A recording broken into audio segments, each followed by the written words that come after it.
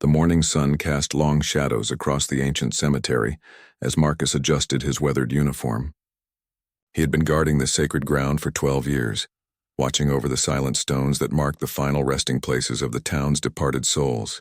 His job was simple yet profound: ensure respect for the dead and provide comfort to the grieving families who came to visit. At precisely 9 o'clock, as he did every morning, Marcus walked his rounds between the marble headstones and granite monuments. The cemetery held stories of 3 generations, from weathered crosses marking graves from the early 1900s to polished black stones bearing recent dates. He knew every path, every tree, and almost every family that came to pay their respects. That Tuesday started like any other until he noticed her. A woman in a black dress stood motionless beside a freshly covered grave in the newer section. Her silver hair caught the morning light, and even from a distance Marcus could see the weight of grief in her posture. She held a small bouquet of white roses but made no move to place them on the grave. Marcus had seen thousands of mourners over the years. He understood the different stages of grief, the various ways people said goodbye to their loved ones. Some wept openly, others stood in silent prayer, and many brought elaborate flower arrangements or personal mementos. But something about this woman struck him as different. She seemed frozen in time, as if the act of placing those flowers would make the loss too real. As the hours passed, other visitors came and went. Families brought fresh flowers, elderly couples tended to long-standing graves, and children placed colorful pinwheels beside smaller stones. Through it all, the woman in black remained perfectly still. Marcus found himself glancing in her direction more frequently than usual, concern growing in his chest. By noon, when the cemetery typically emptied for lunch, she was still there. The white roses in her hands had begun to wilt in the warm sun, yet she showed no signs of leaving. Marcus debated whether to approach her. His training taught him to respect the privacy of grievers, but his humanity urged him to offer comfort to someone clearly struggling with overwhelming loss. The afternoon brought a gentle breeze that rustled. The leaves of the old oak trees scattered throughout the cemetery. Still, the woman stood motionless. Marcus noticed she occasionally reached out toward the headstone, but always pulled her hand back before making contact. It was as if an invisible barrier prevented her from completing the simple act of touching her loved one's name, carved in stone. As evening approached and visiting hours neared their end, Marcus made a decision that would change both their lives forever. He slowly walked toward the grieving woman, his footsteps soft on the grass. When he was close enough to speak without startling her, he gently cleared his throat. The woman turned toward him with eyes that held a depth of sadness Marcus had rarely encountered. Her face, though marked by grief, retained an elegant beauty that spoke of a life well lived. She clutched the wilted roses tighter, as if they were her only connection to the world of the living. Marcus introduced himself with the practiced gentleness he had developed over years of comforting the bereaved. He explained that visiting hours would end soon, but assured her that he understood the difficulty of leaving. The woman nodded but remained silent, her gaze drifting back to the headstone that bore her husband's name and the dates that marked his 68 years of life. In that moment, Marcus made his first unexpected choice. Instead of gently encouraging her to leave as protocol demanded, he offered to stay with her a while longer. He sensed that this woman needed more than just extra time.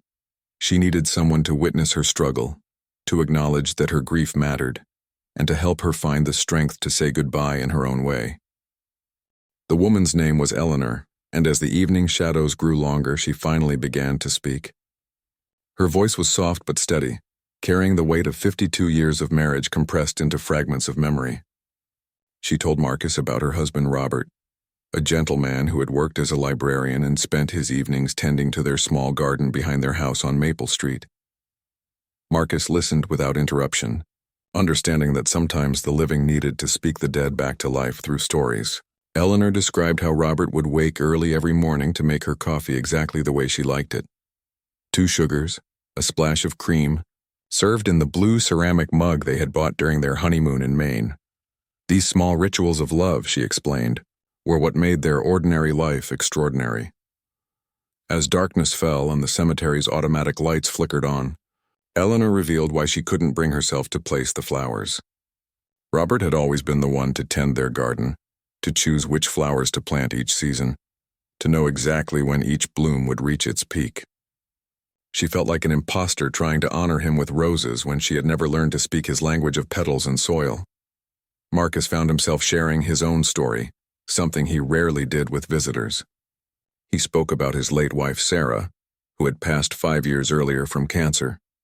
He understood the guilt Eleanor felt about continuing to live when her other half was gone. He knew the way grief could make even the simplest decisions feel impossible. How choosing what to eat for breakfast could become an overwhelming reminder that no one else's preferences mattered anymore. Eleanor's eyes widened with recognition. Here was someone who understood the particular loneliness of surviving a great love. Marcus explained how he had taken the job as cemetery guard, partly to be near Sarah's grave, which lay just 3 rows over from where they now stood. He had thought proximity would bring comfort, but learned instead that healing required more than physical closeness to the dead. As they talked, Eleanor unconsciously began stroking the petals of the wilted roses. Marcus gently suggested that perhaps Robert would have appreciated any flowers she chose, simply because they came from her hands. Love, he reminded her, wasn't about perfection but about the intention behind the gesture. The roses might not have been Robert's favorite variety, but they carried Eleanor's love, and that made them precious. Slowly, Eleanor knelt beside the grave and placed the white roses at the base of the headstone. Her fingers traced Robert's name carved in the granite, and for the first time since the funeral 3 weeks earlier, she allowed herself to cry. Marcus stood silently nearby, offering his presence as a shield against the vast emptiness of the cemetery at night. When Eleanor's tears subsided, she looked up at Marcus with something approaching gratitude. She had expected to face this moment alone, had prepared herself for the crushing weight of solitary grief. Instead, she had found an unlikely companion who understood her pain without trying to diminish it or rush her through it. Marcus helped Eleanor to her feet, noting how the simple act of placing the flowers seemed to have lifted some invisible burden from her shoulders. She stood straighter now, no longer carrying herself like someone apologizing for taking up space in the world. The ritual, however imperfect, had connected her to Robert in a way that felt genuine and meaningful. As they walked toward the cemetery entrance together, Eleanor asked if Marcus would be working tomorrow. When he confirmed that he would, she mentioned that she might return. She had more stories to tell Robert, more conversations that needed to happen beside his grave. Marcus assured her that she would be welcome any time during visiting hours. At the gate, Eleanor paused and turned back toward the cemetery. The small solar lights along the pathways cast a gentle glow over the sleeping stones, creating an atmosphere of peace rather than sorrow. For the first time since Robert's death, the cemetery didn't feel like a place where love went to die, but rather where it transformed into something eternal and enduring. Eleanor returned the next day, and the day after that, and soon her visits became as regular as Marcus's morning rounds. She would arrive each afternoon carrying different flowers, sometimes daisies from the grocery store, other times wildflowers she had picked from the vacant lot behind her house. Marcus began timing his patrol route to coincide with her visits, finding comfort in their quiet conversations about loss, memory, and the strange ways people learn to carry on. During their 3rd week of afternoon meetings, Eleanor brought something different, a thermos of coffee and 2 cups. She had remembered Marcus mentioning that the cemetery's vending machine coffee tasted like dishwater, and she thought Robert would have approved of sharing good coffee with a friend. They sat on the small bench near Robert's grave, drinking coffee that tasted like Eleanor's kitchen, warm, welcoming, and full of care. Marcus learned that Eleanor had been a high school English teacher for 37 years before retiring. She had always believed in the power of stories to help people make sense of their lives, but now she struggled to find meaning in her own narrative. The chapter with Robert had ended so abruptly that she couldn't imagine what came next. Marcus listened as she wrestled with questions that had no easy answers. How do you build a future when your past feels more real than your present? As autumn arrived, Eleanor's visits evolved into something neither of them had expected. She began bringing small projects to work on while she sat with Robert, knitting scarves for the local shelter, grading papers for a substitute teaching job she had taken, or reading books aloud that she thought Robert might have enjoyed. Marcus found himself looking forward to these peaceful interludes in his otherwise solitary workday. One particularly cold October afternoon, Eleanor arrived to find Marcus struggling with the cemetery's antiquated heating system in the small guardhouse. Without hesitation, she rolled up her sleeves and helped him troubleshoot the problem, drawing on practical skills she had learned from years of managing household repairs with Robert. Working together, they discovered that Eleanor had a knack for fixing things, and Marcus had been too proud to ask for help he clearly needed. Their friendship deepened through these small shared tasks. Eleanor began arriving earlier to help Marcus with seasonal maintenance, raking leaves, cleaning headstones, and preparing the grounds for winter weather. She found purpose in these activities, a way to honor not just Robert's memory but all the families who trusted the cemetery to care for their loved ones. Marcus had never had such dedicated help, and the cemetery began to show signs of their collaborative care. Eleanor's presence also attracted other regular visitors who had felt isolated in their grief. Mrs. Patterson, who visited her daughter's grave every Sunday, began joining their informal coffee gatherings. Mr. Chen, whose wife had been buried the previous spring, started bringing homemade pastries to share. Without planning it, they had created a small community of people who understood that grief was not a problem to be solved, but a reality to be shared.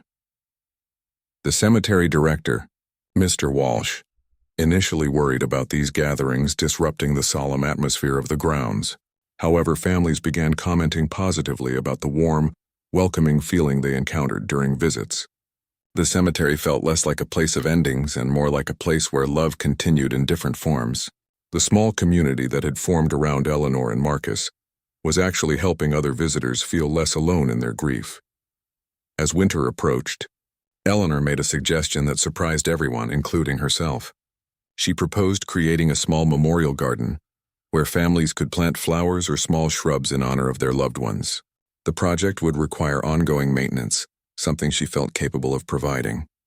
Marcus supported the idea enthusiastically, seeing how much purpose Eleanor had found in caring for the cemetery grounds.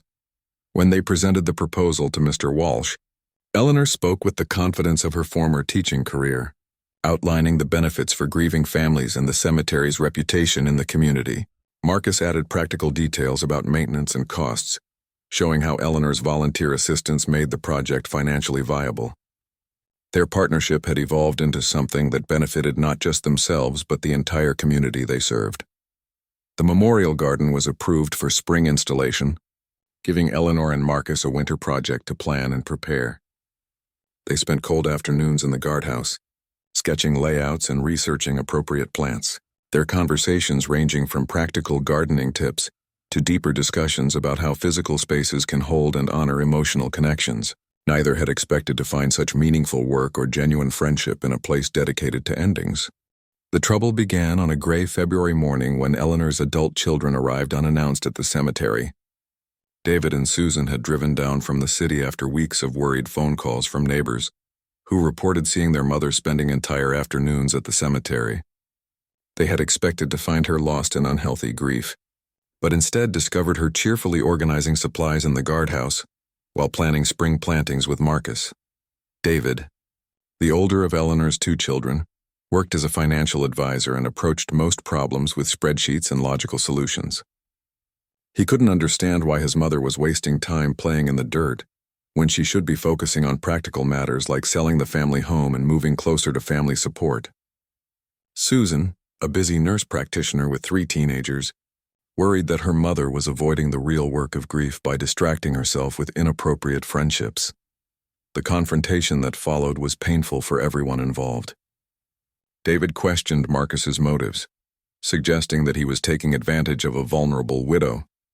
Susan worried aloud about her mother's mental state, wondering if prolonged grief had affected her judgment. Eleanor found herself defending choices she hadn't even realized she was making, trying to explain how tending the cemetery had given her life meaning when everything else felt hollow. Marcus attempted to excuse himself from the family discussion, but Eleanor insisted he stay. She needed him to understand that their friendship and collaborative work mattered to her, regardless of her children's concerns. The conversation grew heated when David suggested that Marcus was encouraging Eleanor's unhealthy attachment to the cemetery and preventing her from moving forward with her life. Eleanor's response surprised everyone, including herself. With the firm voice she had once used to quiet unruly classrooms, she told her children that she was a grown woman, capable of making her own decisions about how to spend her time and with whom to spend it.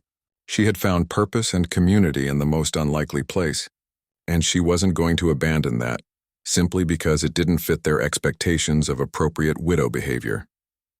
The family meeting ended with an uncomfortable stalemate.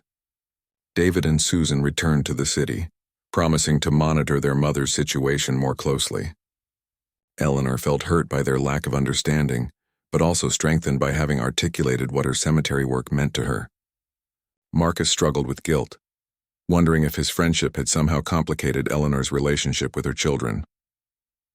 In the weeks that followed, Eleanor's children began calling daily, each conversation subtly pressuring her to reconsider her living situation and social activities.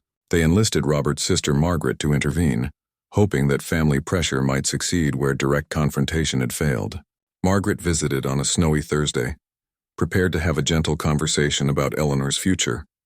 However, Margaret's visit took an unexpected turn when she witnessed Eleanor and Marcus working together to clear snow from the pathways before a scheduled funeral.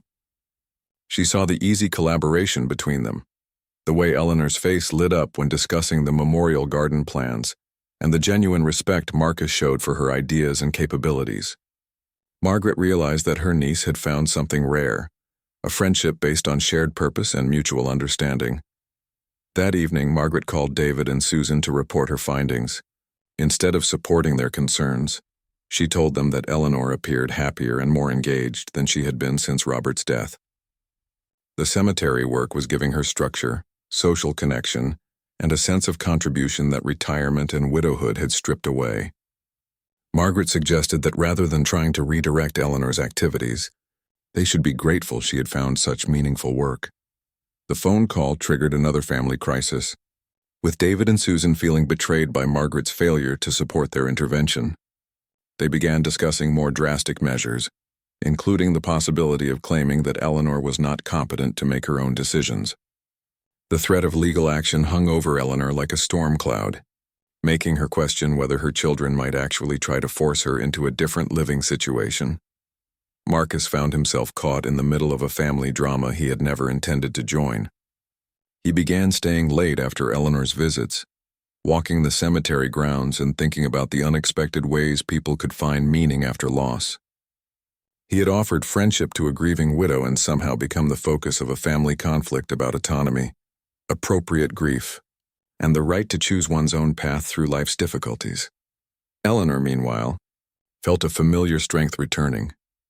The same determination that had carried her through decades of challenging students, difficult parents, and educational bureaucracy. She had not survived 52 years of marriage and Robert's death, only to have her adult children treat her like a confused child.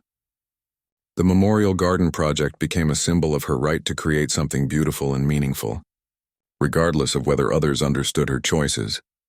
The winter months stretched on with this tension simmering beneath the surface of Eleanor's daily life. She continued her cemetery visits and planning work with Marcus, but the joy had been complicated by worry about her children's reactions. She found herself documenting her activities and mental state, unconsciously building a case for her own competency, should she need to defend her choices in more formal settings. Spring arrived early that year, and with it came the opportunity to break ground on the Memorial Garden. Eleanor threw herself into the project with an energy that surprised everyone, including Marcus. She researched native plants that would thrive in the cemetery's conditions, designed a layout that would provide year-round beauty, and coordinated with local nurseries to source the materials they needed. The physical work of preparing the garden plot proved more demanding than either Eleanor or Marcus had anticipated. Eleanor insisted on doing her share of the digging, despite Marcus's concerns about her 74-year-old back. She worked with the determination of someone proving a point, showing that age and widowhood had not made her fragile or incapable. Her hands, soft from years of grading papers, developed calluses and dirt that wouldn't wash away completely. As word spread about the Memorial Garden project, something unexpected happened. Other community members began volunteering to help. Tom Rodriguez, whose teenage son was buried in the newer section, offered to donate landscaping equipment. The local garden club, led by retired teacher Betty Morrison, provided expertise and additional volunteer labor. Even the high school's environmental club asked to participate as a community service project. The growing support for the memorial garden created a problem for Eleanor's children. David and Susan had expected their mother's cemetery project to remain a small, eccentric hobby that would eventually run its course. Instead, they watched from a distance as Eleanor became the center of a community initiative that was gaining local media attention. The newspaper ran a feature story about the project, highlighting Eleanor's leadership and vision. Marcus found himself amazed by Eleanor's organizational skills and natural leadership abilities. She coordinated volunteers with the efficiency of someone who had managed hundreds of teenagers for decades, delegated tasks according to people's abilities and interests, and somehow made everyone feel essential to the project's success. The shy, grieving woman he had first met had transformed into a confident community organizer. The memorial garden began to take shape in April, with raised beds arranged in a gentle spiral pattern that encouraged visitors to walk through the space slowly. Eleanor had designed it so that something would be blooming throughout the growing season, from early spring bulbs to late fall chrysanthemums.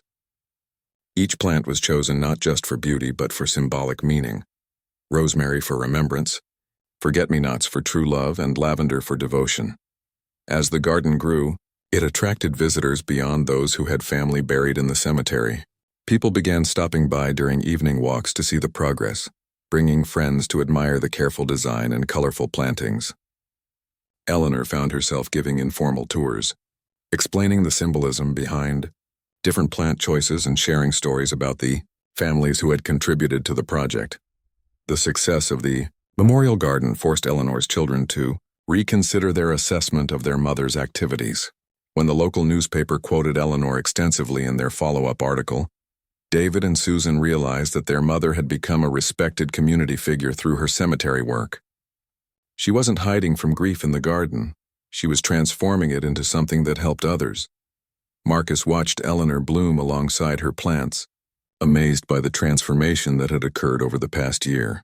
The woman who had stood frozen beside Robert's grave had become someone who helped other grieving families find their own ways to honor their loved ones. She had taken her pain and used it to create beauty and meaning, not just for herself, but for an entire community.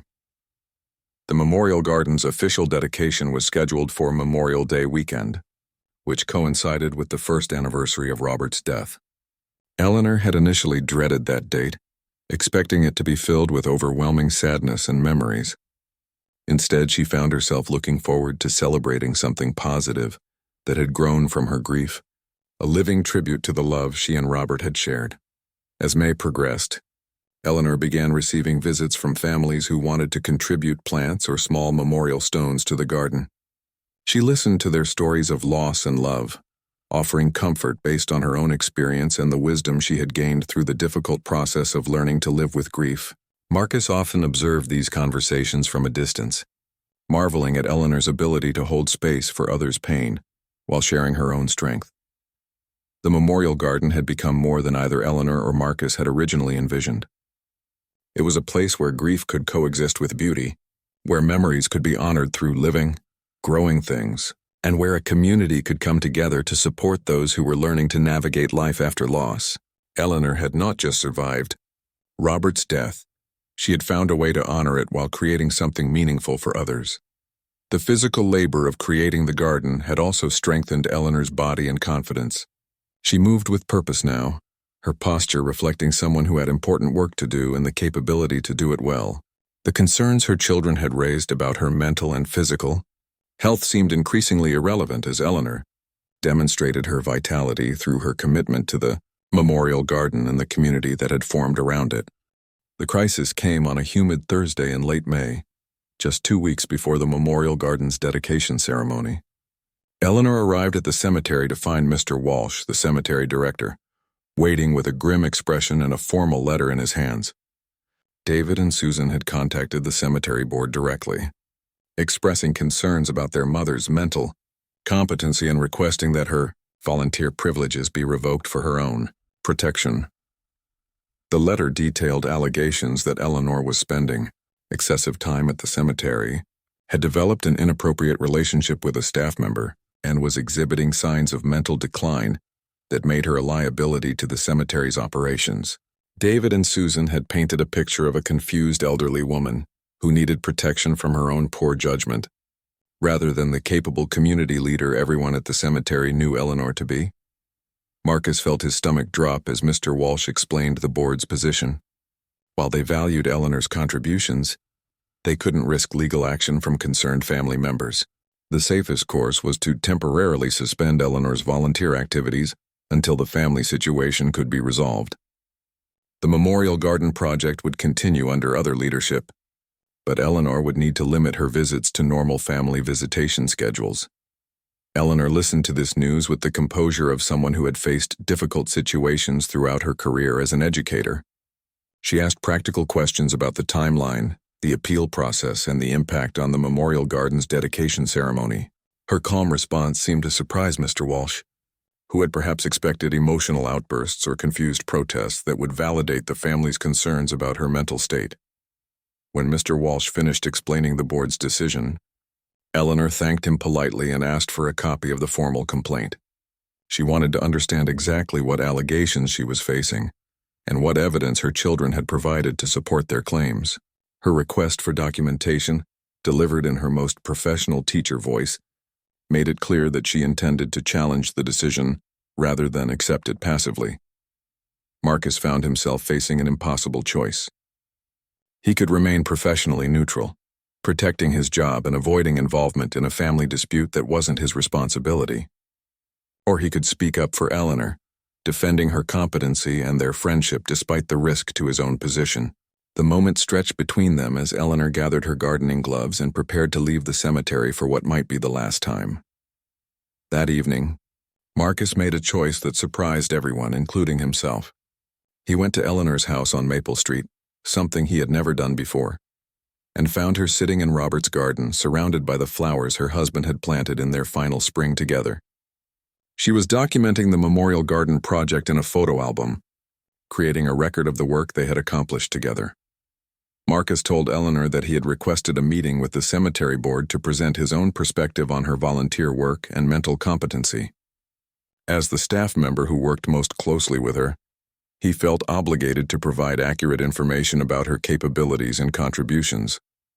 He understood that speaking up might cost him his job, but remaining silent would compromise his integrity and abandon a friend who had enriched his life immeasurably.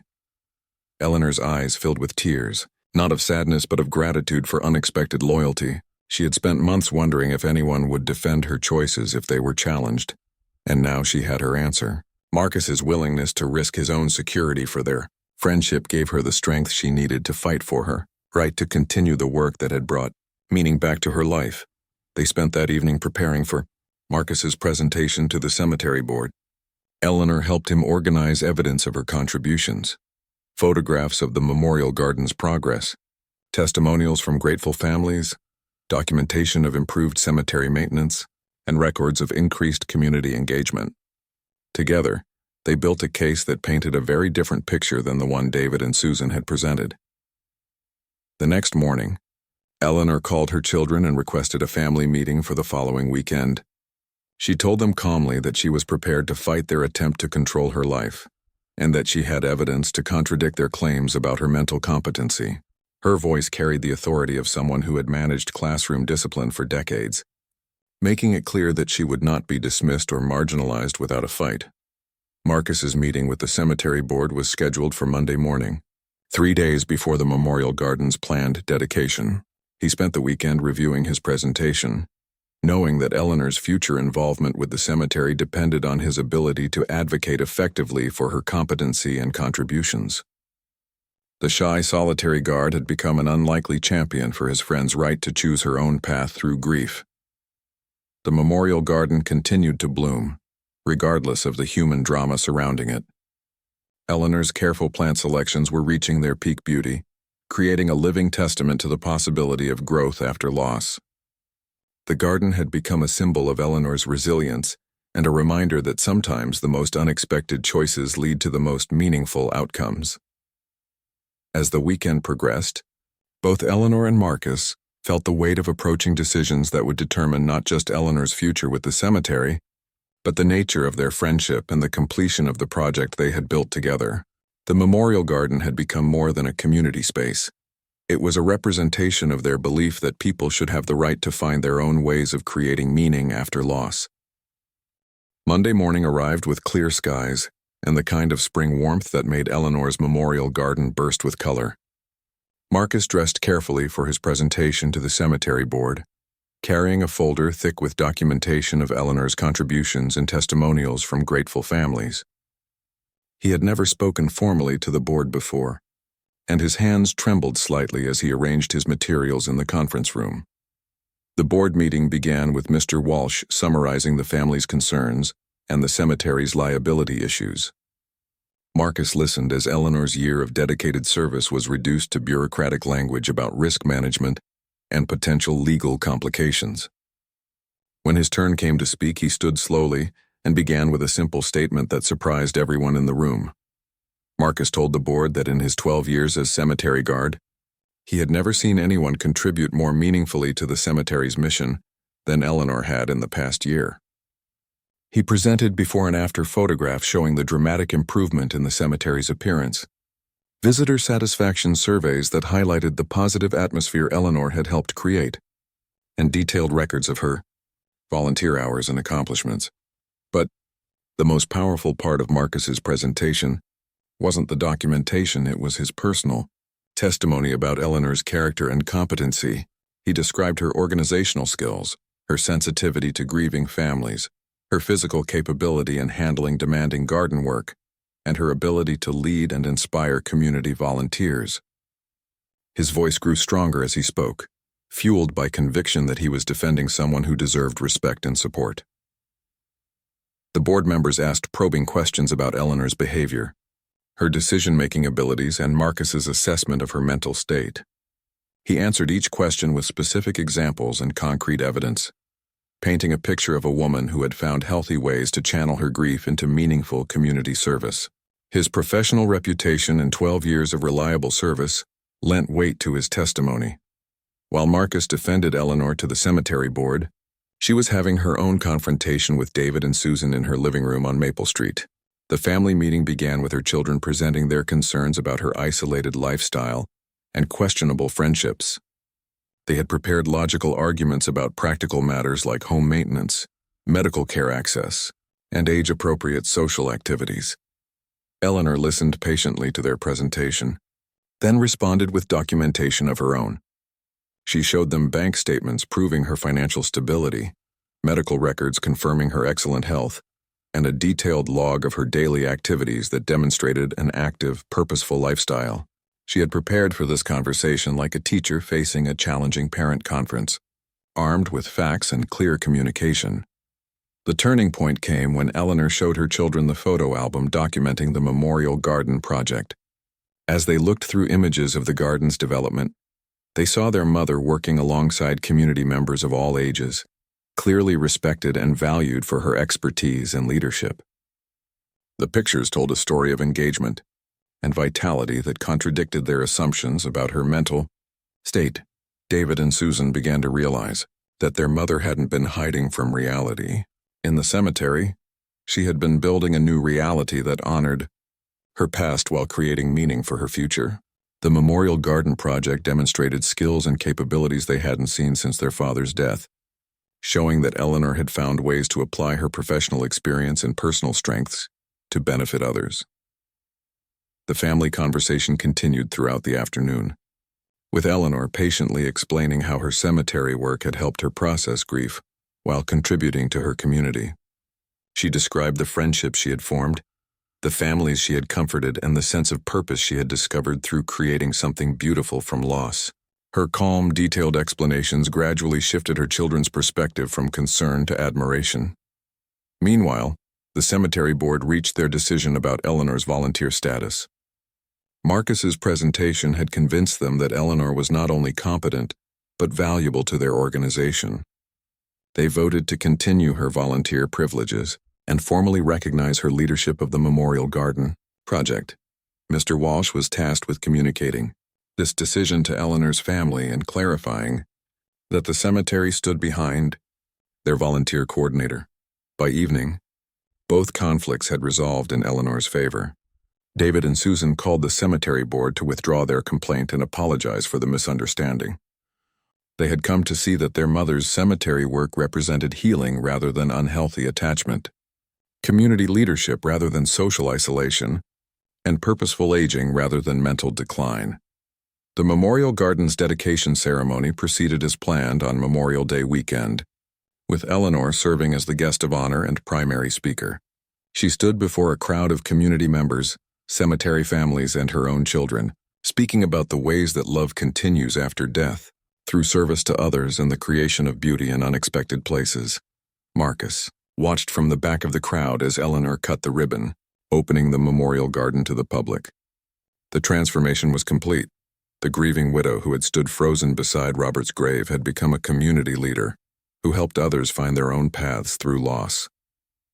The memorial garden bloomed around them, a living testament to the possibility of growth after the deepest sorrow. In the months that followed, Eleanor continued her work as the cemetery's volunteer coordinator, expanding the memorial garden and developing new programs to support grieving families. Marcus remained her closest collaborator and friend, their partnership having survived the test of outside pressure and emerged stronger. The unexpected choice he had made to defend their friendship had preserved something precious for both of them.